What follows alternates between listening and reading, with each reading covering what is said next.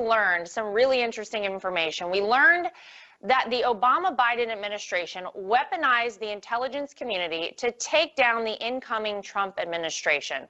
They named specific individuals, targeted incoming National Security Advisor Michael Flynn, and FBI agents even discussed the potential to force General Flynn to lie during interrogation. This is an unprecedented and corrupt abuse of power any way you look at it. And the Obama-Biden administration has been caught red-handed. Right. Senator Graham, you've been working really hard from the very beginning of the Trump administration to get to the bottom of this unprecedented abuse of power. Joe Biden's name actually appeared on the list of officials who requested the unmasking of General Flynn's name before President Trump took office. Right. This is despite the former vice president, by the way, denying any knowledge of an investigation into General Flynn. Now, we know he forgets a lot, but I don't know about that. Now it's been revealed that Biden himself was one of the people requesting the unmasking. So he's been caught in a flat-out lie. Right. You recently sent a letter to the acting director of national intelligence, Rick Grinnell, to provide a list of names of officials who requested the unmasking of any other members of President Trump's campaign or transition staff.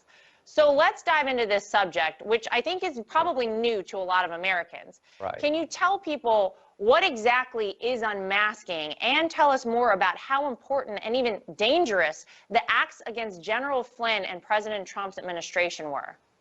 Well, so there's a lot to unpack there. So what is unmasking? We surveil people all the time, not for criminal purposes, but for national security purposes, following ambassadors from foreign governments that are adversaries of the United States. To surveil somebody in the United States, you have to have a warrant.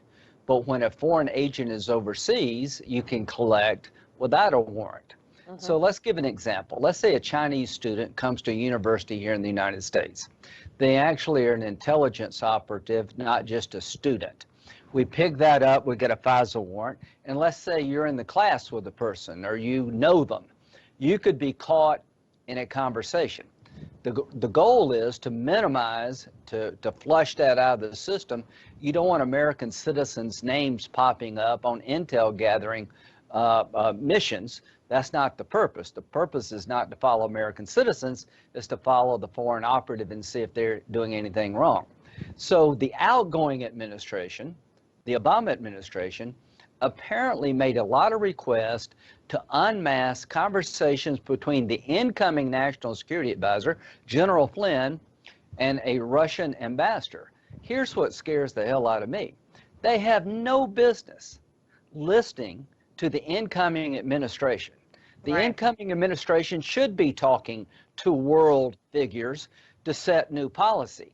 Now, you can make an unmasking request. That's not illegal, but you have to have a national security reason.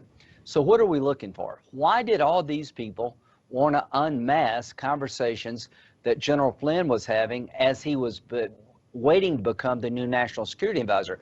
Was it for a legitimate national security purpose, or were they trying to spy on the Trump campaign and figure out what they were going to do on national security front? That's why this is so important. And I made a request. Did they unmask conversations between Trump family members, between the inauguration and the election? If so, what was that all about? Yeah. Again, in my daily life as a U.S. Senator, I'm talking to the Israeli ambassador today. Sometimes you have intelligence gathering operations against friends and foes, but when an American citizen is involved, you need to flush that out of the system. I would be really offended if the executive branch was listening into my conversations, because I'm in a different branch of government. I may have a different view of Obama foreign policy, which I did all the time. It's none of their business to find out what I'm doing as a U.S. Senator. So why are we going to do this? To make sure it never happens again. Unmasking is an intelligence tool that could be abused for political purposes. As to General Flynn, the guy got screwed, okay? Yeah, it's really sad, actually, what happened to him. Go ahead. So this is important. January the 4th, the Washington FBI officials, the professionals, said we found nothing to suggest that General Flynn was cooperating with the Russians, colluding with the Russians, and they wanted to end the inquiry, which started in August 2016. January the 4th, 2017. He's the National Security Advisor in waiting. They wanted to end the case, and our good friend Peter Strzok said, no, the 7th floor wants to keep looking at Flynn. That's McCabe and Comey. Now we know that Biden and others followed conversations with Flynn after the election, before the inauguration, and Ron Johnson and the Homeland Security Committee will be looking at unmasking and transition. What will I be doing? I'm going to call the Department of Justice into the Judiciary Committee and let them explain to the country why they dropped the Flynn case. General Flynn should never have been prosecuted. He wasn't working with Russians. They tricked him into a conversation. They never gave him a heads up about what they were looking at, and they withheld information. And this Judge Sullivan thing should scare everybody.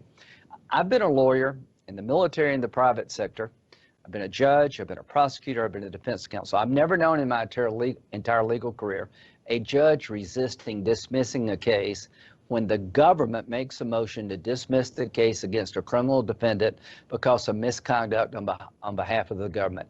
You never punish the defendant because the government did something wrong. Right. The fact that we're extending this is just a travesty.